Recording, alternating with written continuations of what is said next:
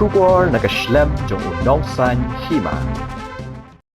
Presiden ke MPCC ubak Vincent H. Pala, habakren cikilat pathai kubor halor ke jingja hak hendriu tarik urisau arajar arpuar, ke jing syaksiat leer pensat keman iginong hikai skul kontrak, kibayaki badlitur sya sekretarian, ubak Palau loong badai ujuk minister bapet bakmi la kade katanat kampok yeng ni katanat pulih putih. Loong gino hikai digi kun jong katanat pulih putih, balakmi do MLA ke UDP ubak lakmen rembui barki pulit ru kidegi kun ki bahap ha jingpet jong katanat kampok yeng ka bakmi hi do ubak lakmen rembui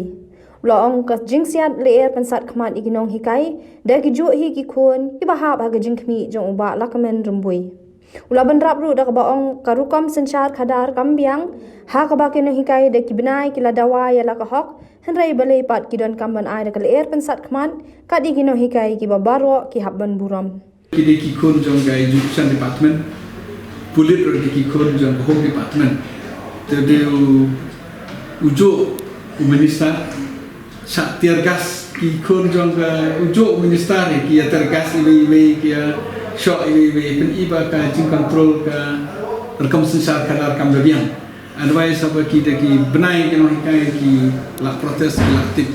boleh have ai tiargas pi ki don takak to sekino hikai berwarung kurang te jo home minister jo education minister kaya shoot kay te UDP mentara i kaya shoot ka ba chor ba apa UDP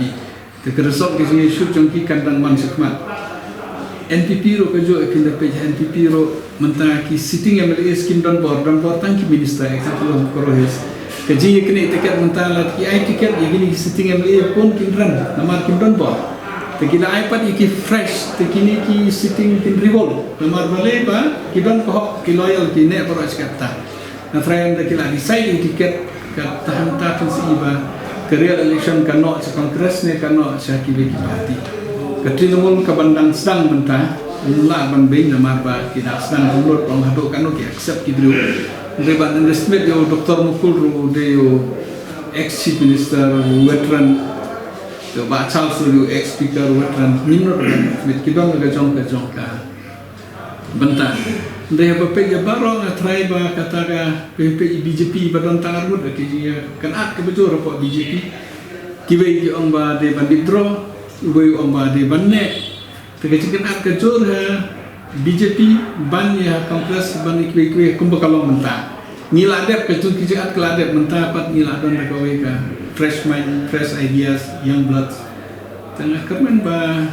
kata jing yela election ni kibru kin sepet kini baru kin decide na do disempat syakmat do entah ta nampang do depan kopro